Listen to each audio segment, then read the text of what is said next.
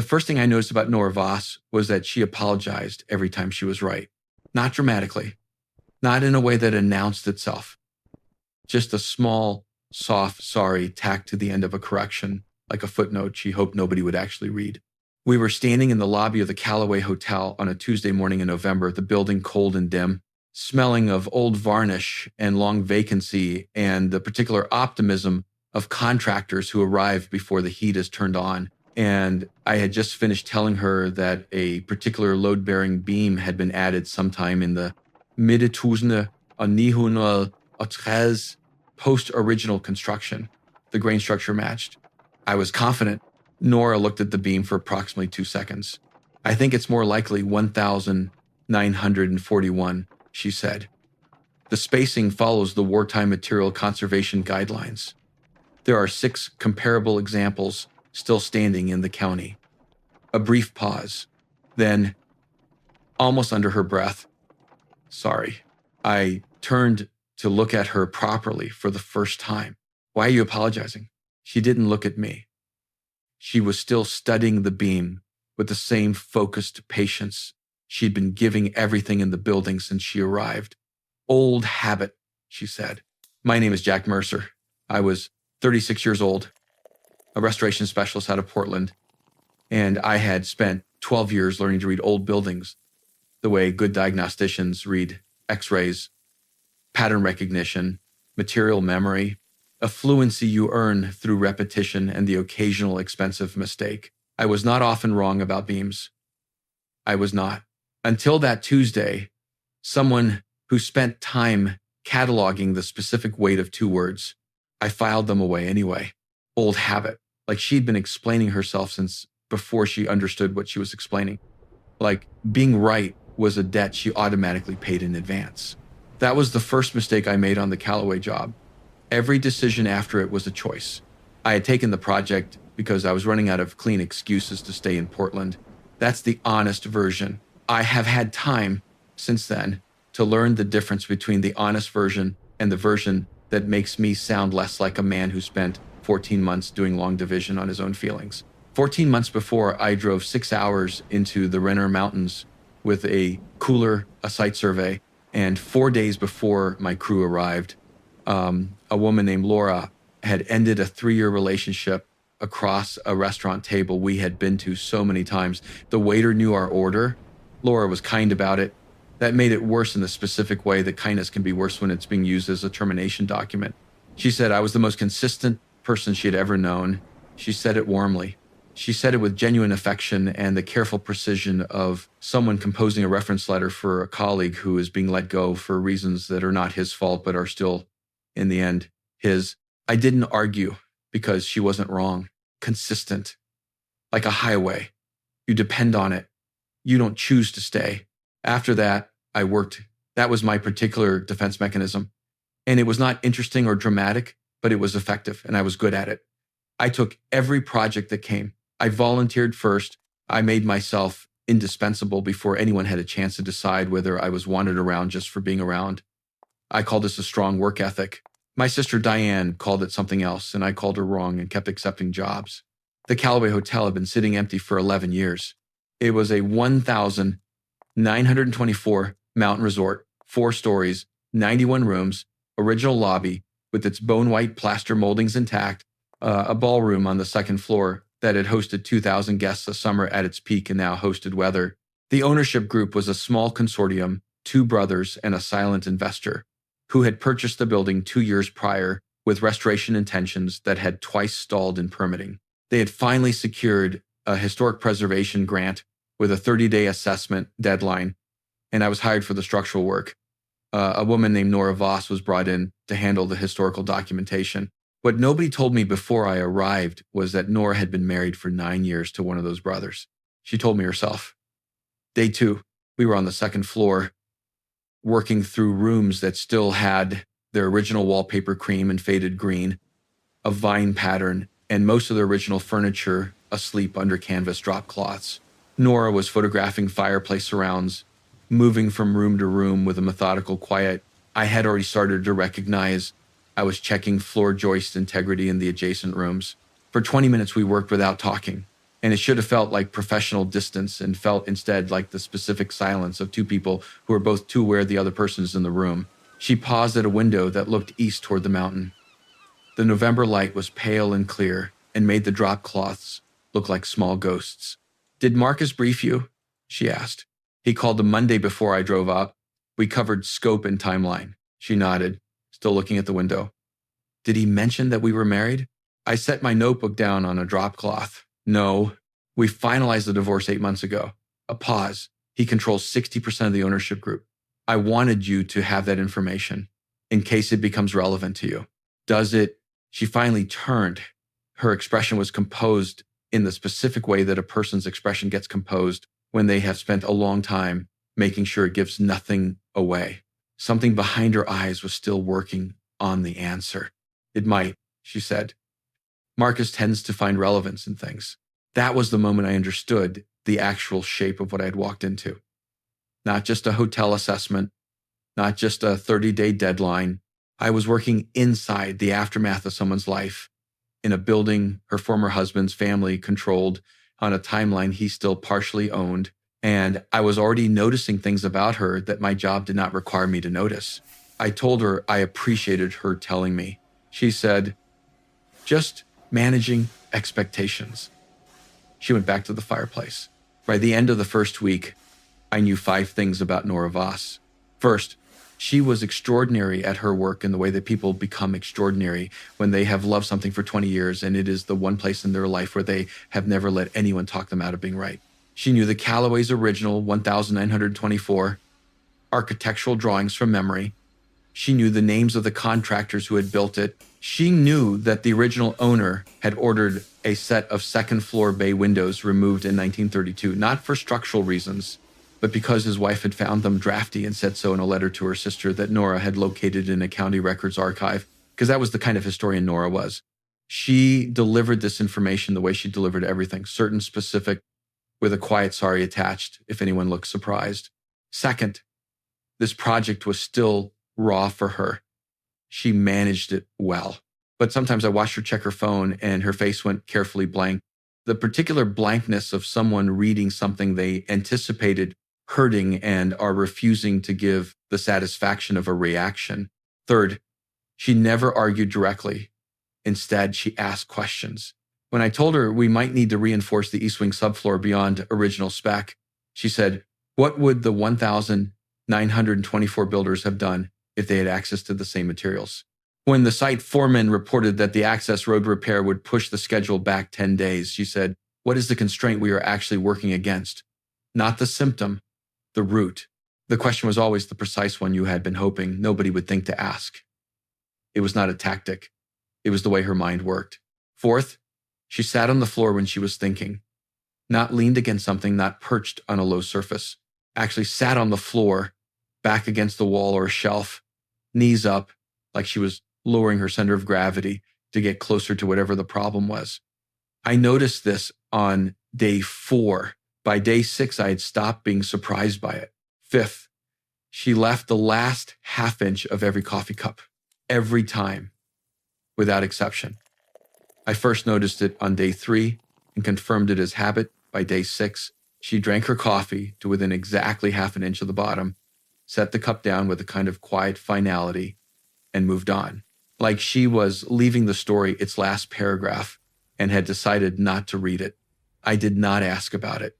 It seemed like the kind of thing you either understand without explanation or don't deserve to understand. The problem was that I understood it immediately. That was the problem. On the evening of day 8, my sister Diane called while I was reviewing beam calculations alone in the hotel dining room. She asked if I was eating. I said I was. She asked if I was coming home for Thanksgiving. I said probably. She asked if the job was good. I said it was complicated. There was a pause. Then Diane said, "You know the difference between complicated and inconvenient, right? Inconvenient is what you call something when you haven't decided yet if you want it." She thought she was talking about the job. I changed the subject. But I sat with that sentence the way you sit with sentences that name things you have been carefully leaving unnamed. Marcus Voss arrived on day 9. He drove up in a truck new enough to still carry the faint synthetic smell of dealership inventory, parked in the space my foreman usually used and walked into the Calloway like a man who had measured every room and found them satisfactory. He was 44, well-built, wearing the kind of clothes that are casual only if you know what they cost. He had the ease of a person who has spent long enough being the most impressive man in most rooms that he's stopped noticing he's doing it. He shook my hand with both of his. "Jack, great to finally meet you. I've heard terrific things." Both hands. That detail. The warmth was genuine, and the assessment was simultaneous, and he was skilled enough that they felt like the same gesture. I filed that away too. He found Nora in the hotel library, cataloging original furnishings that had been kept in on-site storage. I was in the adjacent hallway with a floor plan and could hear clearly. "The grant committee wants a preliminary progress report," Marcus told her. His voice was warm. "I told them you'd have something by Friday." Nora said she needed until Monday. The citation verification required complete records. "Friday just looks better, optics-wise." A small, reasonable pause. "I just want to make sure the process stays clean." He said it pleasantly, in the tone of someone who was helping. Clean, as if her asking for 3 additional days was something that needed managing, as if there was always something that needed managing in everything she did if you looked carefully and helpfully enough. Nora said Friday. When Marcus came to find me, he was still warm. He had good questions about the structural timeline. He knew what he was looking at, which I gave him credit for. And twice, once about drainage routing, once about ceiling load calculations, he said, "I just want to make sure the process stays clean," which told me it was not a phrase he reserved for Nora. It was ambient. His default mode, a standing claim that everything was clean because he was watching. He left after 2 hours. Nora worked until 7:30 that night to make the Friday deadline. I stayed to review calculations I could have reviewed the next morning. At 6:50, she came downstairs with a finished documentation folder and the expression of someone who has just won an argument they are too tired to feel good about. I said, "I have soup." She stopped walking. "In my truck. My sister packs my lunch and I never eat it. Today it was soup." I kept my eyes on my site survey. Not a gesture, just soup. A pause that I did not fill. I had learned by then that Nora's pauses were not gaps that needed filling. They were where she thought. Then she sat down across the table from me and held out her hand. I retrieved the thermos from my bag. She ate. I ate the granola bar my sister had also packed. For 30 minutes, we said almost nothing, and the building creaked and settled around us in the slow, patient way that old buildings do when they're reminding you they've been here longer than any of this. When Nora finished the soup, she set the thermos down with careful precision, leaving a 1/4 inch at the bottom. "Thank you," she said. "You can finish it." "I know." A short pause. "I'm leaving it." I looked at the thermos, then at her. For one moment, her face was open in a way it hadn't been during working hours, and there was something in it I recognized from the phrase "old habit," something that had been explained to her enough times that she had stopped examining the explanation. I didn't ask about the 1/2 inch. I drove back to my rental and sat in the parking lot for a while, listening to the truck engine go quiet. That was the first almost, not a dramatic moment, just a thermos and a 1/2 inch and the specific weight of a person I was not supposed to be thinking about on my way home. I knew what it was. I also knew that recognizing a thing does not mean you are ready to do anything about it. So I went inside and I did not do anything about it, and I told myself that was the correct professional decision, which it was, and which was not the whole story. Marcus visited twice more in the following 2 weeks. Each time followed the same architecture. Warmth at the door, good questions about the project, 1 or 2 comments aimed at Nora's work that were technically reasonable and practically a form of accumulated pressure. The word clean appeared in most of them. The phrase, "I just want to make sure the process stays clean," appeared like a signature, his particular way of inserting himself as the quality control for things that did not need his quality control. On his 3rd visit, he said it plainly. We were in the 2nd floor conference room, me, Nora, Marcus, and his brother Cole. Cole was the quieter half of the ownership group, a man who moved through rooms with the apologetic affect of someone who has spent decades being related to Marcus and has not yet found a way to address that directly. Marcus had been reviewing the assessment timeline. He set his papers down. "I want to address a perception concern before it becomes a process issue," he said. He was looking at his papers. That was the tell.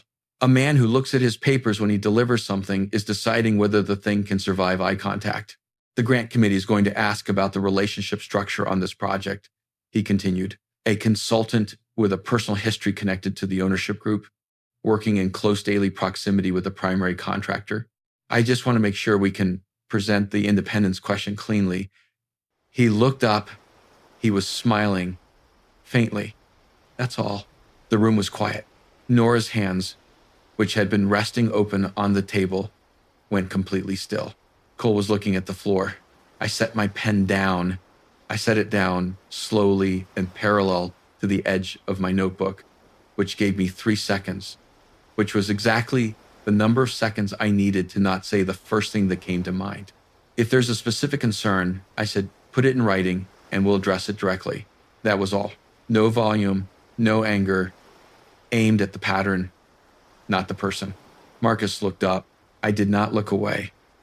I did not add anything. The room sat with a silence that follows a sentence that has declined to become a smaller, more manageable sentence.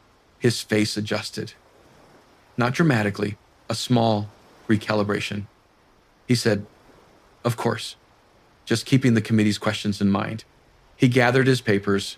The meeting ended. Marcus and Cole left the building together. Cole glanced back at Nora before he reached the door, and something passed across his face that I thought was about to become a sentence and then didn't. He left. Nora and I stood in the conference room. She didn't look at me for a moment. When she did, she didn't look grateful. She looked like someone who had been holding something heavy at shoulder height for a very long time and had just been given permission to set it down and was deciding whether to believe the permission was real. He's going to count that, she said. Let him.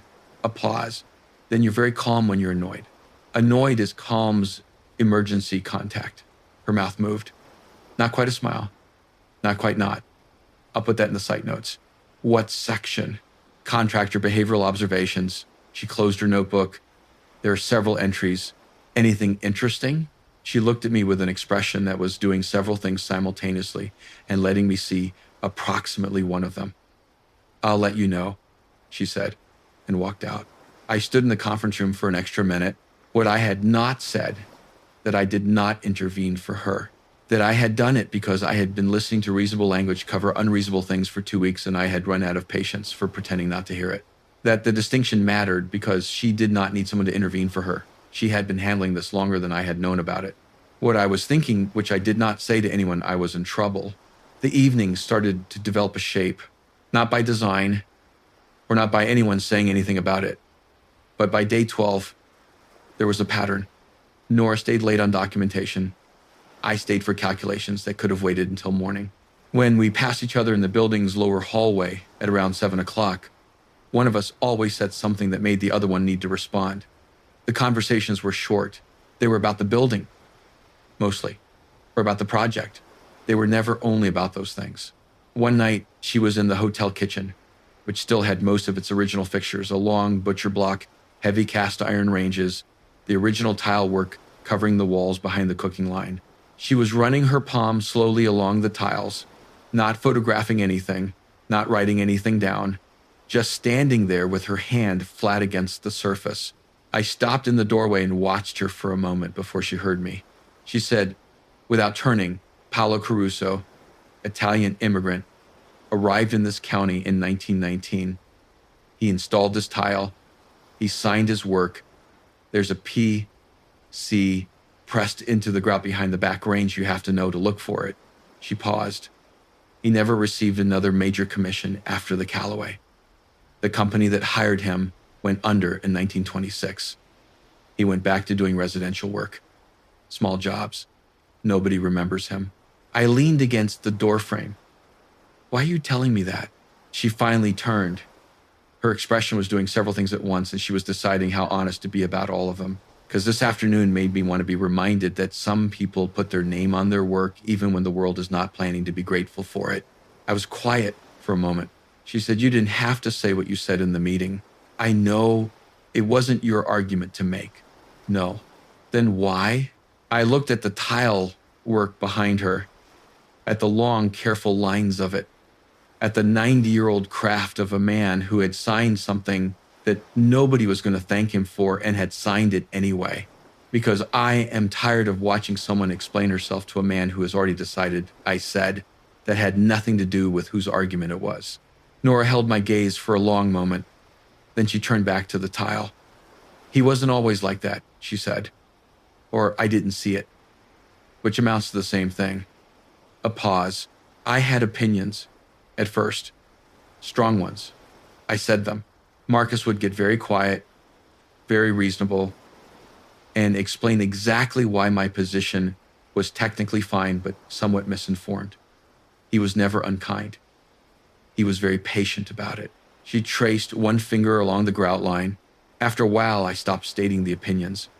I told myself I was getting more nuanced. She paused. I was shrinking and calling it growth. The building settled. The questions. I said, the questions I kept. The corner of her mouth moved. Harder to edit than opinions. I should have left it there. I should have said goodnight and walked back to the dining room and finished my calculations and kept everything exactly where it was. Instead, I said, how long were you married? She looked at me. I could see her deciding.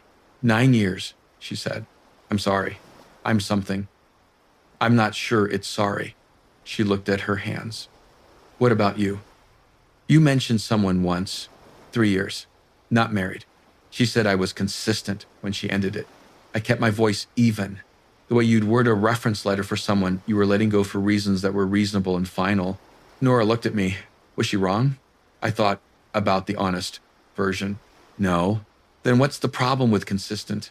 Consistent is what a thing is when it stops being surprising. She was quiet for a long moment. The building made one of its small sounds. Outside, the mountain was dark, and the temperature had dropped, and the kitchen windows had fogged at the edges. I would take consistent, she said, finally. The kitchen went still. The second almost arrived, not like a single moment, but like a tide, not sudden, just present, and then more present. And then the only things I was aware of were the amber light on the old tile and the specific person standing in it, and every reason I had compiled for staying where I was. It was a good list. The project. Her professional standing inside it. The ex-husband who watched the project the way a man watches a thing he still considers his even after he has technically given it up. The fact that she had spent 9 years being someone else's emotional labor, and that the last thing she needed was another person depositing his feelings in her path and waiting to see what she would do with them. That last reason was the one that mattered. I chose the distance not from fear, but from something that felt, for the first time in a long time, like respect for another person's right to not be managed. I said goodnight first. She said goodnight back in a voice that did not confirm or deny anything, which was the only honest response available. I drove back to my rental and sat in the dark kitchen for 20 minutes and did not call Diane, because Diane would have had things to say and she would have been right about all of them. The following 2 weeks had a rhythm that was not difficult and was also not easy. We worked. The project was going well, structurally better than the site photos had suggested, which meant we stayed on schedule and occasionally ahead of it. The access road had been cleared. My crew was efficient.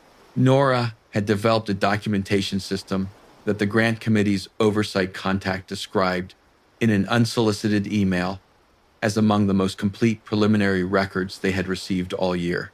Marcus called her the same afternoon to ask whether she had submitted without his review. She had. The evenings continued. Not by design, just by the accumulated habit of two people working in the same building who had, somewhere around day 12, stopped pretending the 7 o'clock hallway was accidental. We talked about the building, about the work, about the tile maker who had never gotten another major commission and had signed his name anyway. We talked occasionally about other things. One evening, she was sitting on the dining room floor reviewing her notes, and I was at the table above her working on load calculations, and she said, without looking up, "Why restoration?" I looked down at her. "What do you mean? You could do new construction, better money, simpler permits. Why old buildings?" I thought about it. "Because old buildings have already decided what they are," I said. "New construction is all potential, and none of it's been tested. Old buildings have made their choices. They've survived things. My job is just to understand what they've already figured out." A pause. "Also, the money is fine. She looked up at me with an expression I had learned to read as her being amused at something she wasn't quite going to say. What? I said, nothing. She went back to her notes. That was a something. She kept her eyes on the page. You describe old buildings the way some people describe the kind of person they want to end up with. I looked at my calculations for a moment. That's a theory, I said. It's an observation. Same thing when you say it. The corner of her mouth moved. Neither of us pretended that exchange was only about buildings. That was the thing about banter with Nora. It was never only about the surface. Every exchange was also the exchange underneath it, and we both knew that, and neither of us said so, and the not saying so was its own kind of conversation that we were both apparently fluent in. I was, for the record, in serious trouble. The grant committee contact sent a note on day 21 complimenting the documentation's quality, thorough, well-organized, the most complete preliminary historical record they had received in the current grant cycle. Marcus called Nora that same afternoon to ask whether she had submitted the materials without his review. She had. He called me that evening. He said he was concerned about communication protocols on the project. He said, I just want to make sure the process stays clean 4 times in 9 minutes, which was a new frequency. Then he said, I just want to be sure there isn't a dynamic developing on-site that could complicate the project's independence. I said, are you asking whether there's something personal between me and your ex-wife? A long pause. I'm asking about project protocols, Jack.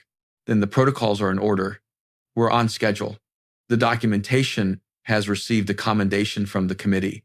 Is there a structural concern I should know about? Another pause. No. Keep up the good work. He hung up. I sat with the phone in my hand knowing I had just drawn a line and that lines have consequences. Nora arrived the next morning already knowing about the call. Word traveled through Cole, who had apparently decided sometime around day 22 that being his brother's intelligence network was a role he was no longer willing to fill. She didn't mention it until after lunch when we were in the second floor reading room. She was cataloging the built-in shelves, original, still holding the ghosts of 100 years of book spines. I was mapping hairline cracks in the plaster. He called you, she said. Not a question. Yes. What did he say? I told her, without editorializing. She sat down on the floor next to the lowest shelf, knees up, back against the books. She looked at her hands. He's going to file something formal, she said. A conflict of interest concern to the grant committee. He'll frame it around the independence of my documentation. She said it flatly, without drama. It will not be provable. It will not need to be. Enough suggestion is enough. I crouched down to her level, not beside her, at her elevation. Nora, I'm not panicking. She looked up. I'm assessing. There's a difference. I know the difference is that panicking doesn't get the work done. I looked at her. What do you need?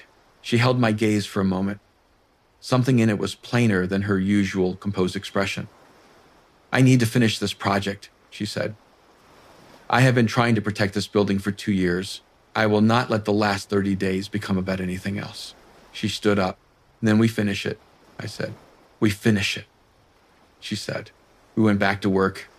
The silence between us was different from all the ones before it. Less careful, more decided. After 20 minutes, without turning from the shelves, she said, I told him. My hands went still. Not specifically. Before this project started, I told him there were feelings I hadn't acted on, so he couldn't claim afterward that I had deceived him. A short pause. I'm telling you so you know that I'm not asking you to protect something that doesn't exist. I had to look at the ceiling for a moment. You don't have to say anything, she said. I said, I know. She went back to the catalog. I went back to the plaster. That was the third, almost. And the reason I stopped myself was the same reason it had been building toward for 22 days. She had been managing other people's emotions as a full-time occupation for 9 years. She had told Marcus about her own feelings preemptively so he couldn't use them against her later. She had walked into this project carrying that and the documentation deadline and the threat of an ex-husband who found relevance in things. And she had done it with a competence that made bulletproof look casual. The last thing she needed was me adding my feelings to the load. I walked her to her car that evening because the access road was still uneven in the dark and the site lighting on the east side hadn't been reconnected. I did it every evening without saying anything about it. She never mentioned it either. At her car, she turned and said, "Thank you for the soup." That first time, I said, "You left a quarter inch." Her smile was small and specific and entirely hers. I always do. I watched her pull out and drive down the mountain road until her taillights disappeared in the pines. The formal complaint arrived on day 26. 1 page, filed by Marcus through the committee's oversight contact. It cited it in procedural language that was careful and precise and personally devastating, potential undisclosed relationship dynamics between project personnel as grounds for an independent review. It named no one directly. It named both of us exactly. Nora found out from Cole, who called her at 7:30 in the morning because he had spent 44 years deciding whether to be his brother and had quietly, on day 26 of November, decided no. She arrived at the Calloway 30 minutes after I did. She parked. She sat in her car. Then she got out and walked through the lobby without stopping and went directly to the library. I gave her 40 minutes. Then I knocked. "Come in." She was in the straight-backed Queen Anne chair by the east window, the one she always chose in that room. Her documentation binders were open on the table in front of her. She was not looking at them. "It's fixable," I said. "I know it's fixable." She looked up. "I'm not in here because I think it isn't." Her voice was even. "I'm in here because I'm tired. I am so tired of being managed." I sat down on the floor with my back against the bookshelf, at her level. She looked at me sitting on the floor, and something in her expression shifted by a fraction.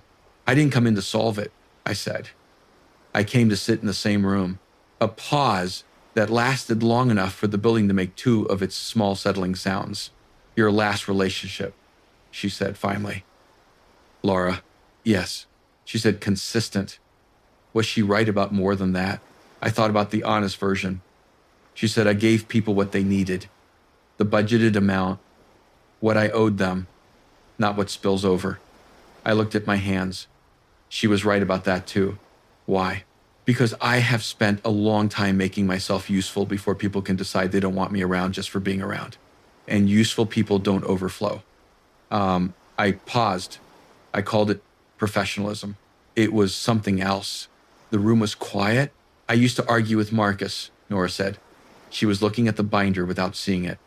"Early on, I had opinions, said them clearly.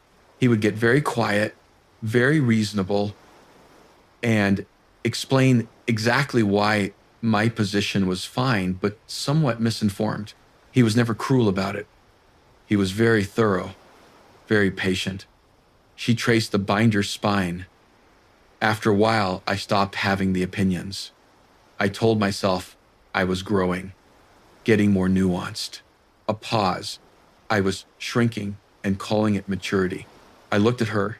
"I want to say something," I said, "and I want to be honest about why, which means telling you that the timing is not ideal and the situation is genuinely complicated, and you should know the difference between a man who says a thing because he means it and a man who says it because the room is quiet." She looked at me. "I am not consistent with you," I said. "I notice everything.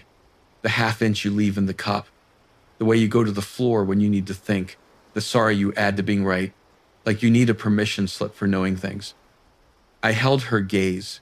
"I have been noticing you since the first morning in that lobby. That is not the budgeted amount. That is what spills over." Nora was very still. Then she said, "Jack." I said, "I know. There is a formal complaint in front of the grant committee. I know finishing this project is the most important thing I have done in 2 years. I know all of that. I didn't look away. I'm not asking you to do anything with it. I wanted you to have it, so you know I'm not going to walk it back later." She looked at her hands for a long moment. Then she asked the question she already knew the answer to, in the way she always did. "What are you willing to do about the complaint?" "Anything you need." She closed the binder. "I'm going to contact the committee directly," she said. "Present the complete documentation chain independently. No co-authored materials.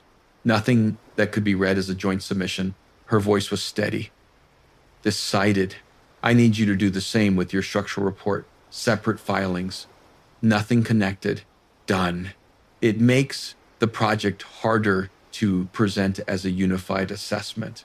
I don't care about harder. She looked at me. I care about one thing. What after this project ends? She held my gaze. If you still feel that way, tell me then. I understood. This project was hers. 2 years, her name, her documentation. I was not going to be the footnote in the margin of what she had fought for. Okay, I said. Her shoulders dropped slightly, as if something had been set down. Thank you, she said, for the floor sitting. Anytime. I mean it, Jack. So do I. The formal complaint was resolved in 4 days. Nora submitted directly to the committee's oversight contact with a documentation chain maintained at such a level of methodical clarity that the contact called her personally to say it was among the most complete preliminary records they had received in the current grant cycle. The committee response was brief. The materials met all independence requirements.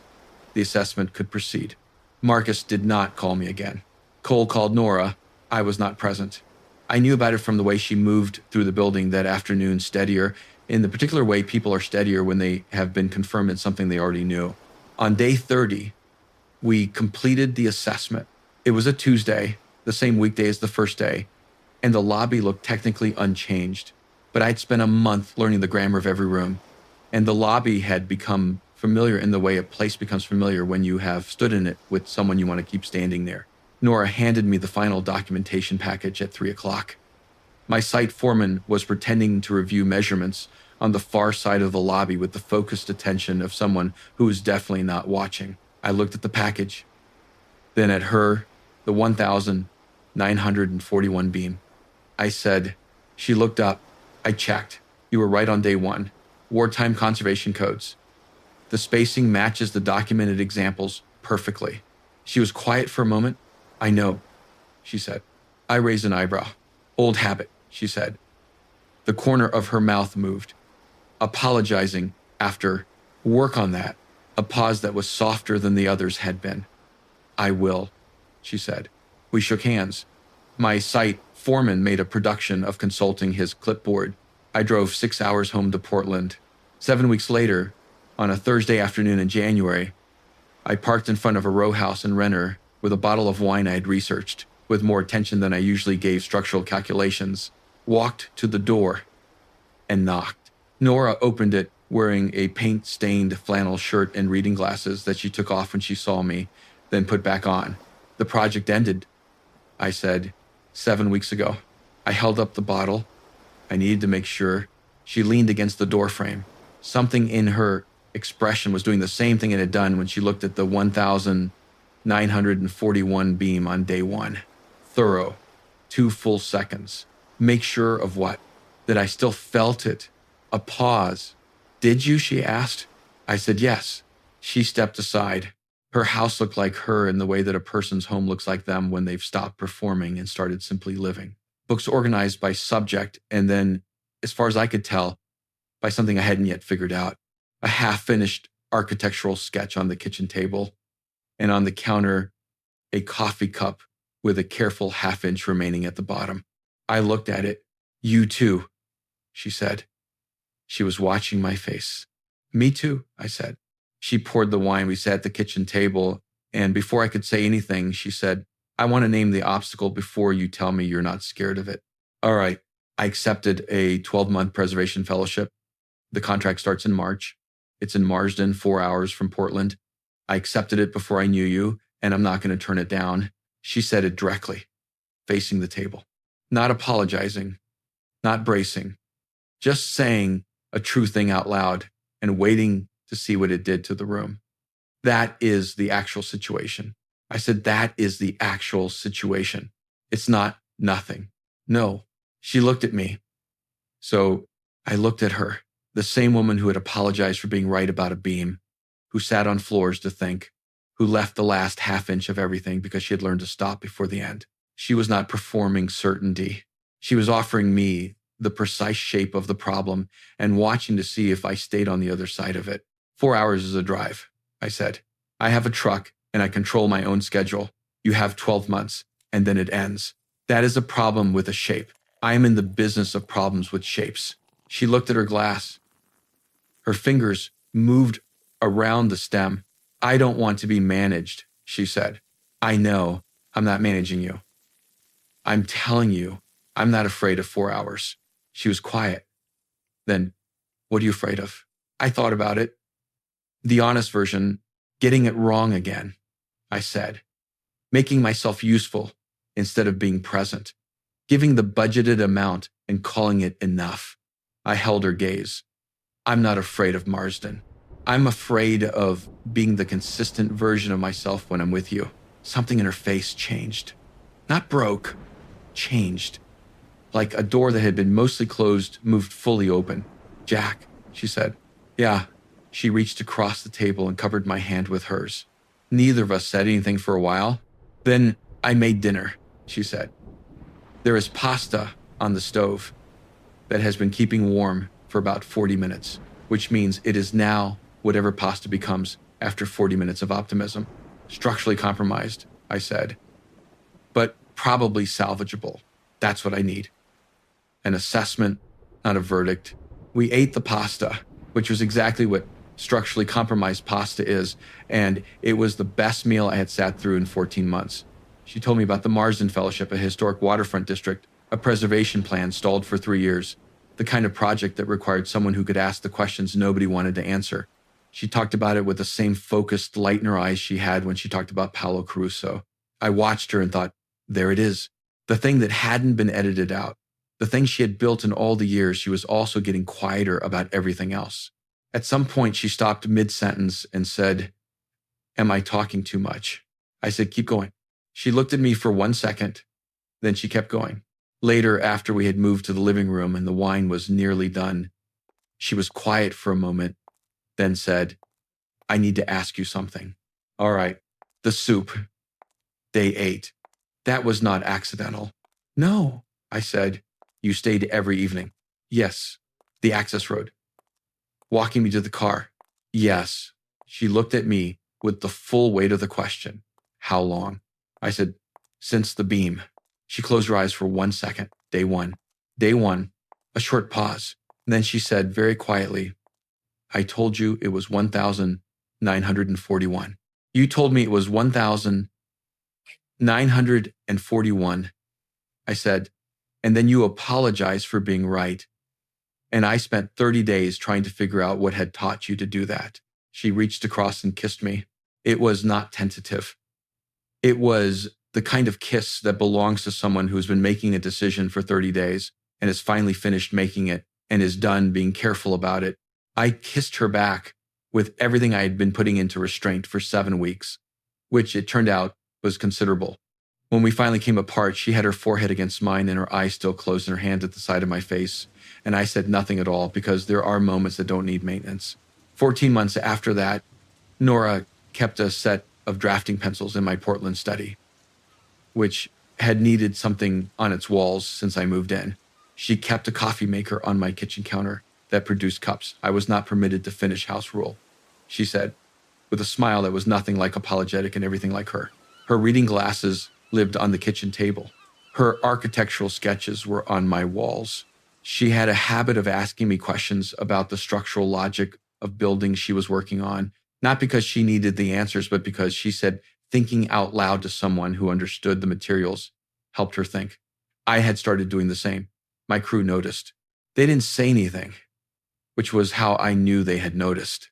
She came back from Marsden in March, signed a contract with the Regional Preservation Trust that had been trying to hire her for 2 years, and negotiated the terms herself. She told me about it over dinner after the fact. Not for permission and not to report. In the way you tell someone good news when you finally have a person you want to tell it to. On the day the Calloway Hotel reopened, full restoration, 91 rooms, ballroom intact, the kitchen tile gleaming under new lighting, we drove up together. Nora walked straight through the lobby, past the guests and the staff and the photographer from the local paper, and went directly to the kitchen. I stood in the doorway. She pressed her palm flat against the tile work near the original back range, held it there. P.C., she said. Still there. Paulo Caruso, who had signed his work when nobody was planning to be grateful for it. Still there, I said. She dropped her hand and turned around. He signed it anyway, she said. The same words as that first amber evening in the cold kitchen 3 years earlier, when she had been talking about a tile maker and meaning something else entirely. I had understood then what she wasn't saying. I still did. I took her hand and we walked back through the lobby, and the building settled around us the way it always had, with the patience of something that had been here 100 years and planned to be here 100 more. And when people ask how we met, I say, a hotel. She says, a beam. We never explain further. The beam is her story to tell, because it was her correction, her certainty, her quiet, sorry, tack to the end of being right, and I had no professional business noticing any of it. Some things choose you before you have decided to be chosen, and the only question that follows is whether you are honest enough, eventually, to admit what you have been carrying. I was. Eventually, so was she. That is the whole truth that lives in the space between the two versions. At Whispered Stories, we tell the kind of stories people carry around for years before they find the right words for them. If this one stayed with you, hit like, leave a comment, and subscribe. The next story begins exactly where this one ends. So tell me, have you ever watched someone apologize over and over for being right about something and felt the specific kind of anger that comes from recognizing it? Have you ever waited too long to say the true thing because the timing felt complicated and been wrong about how long you could wait? Tell me your version in the comments. I read every one. I'll see you in the next story.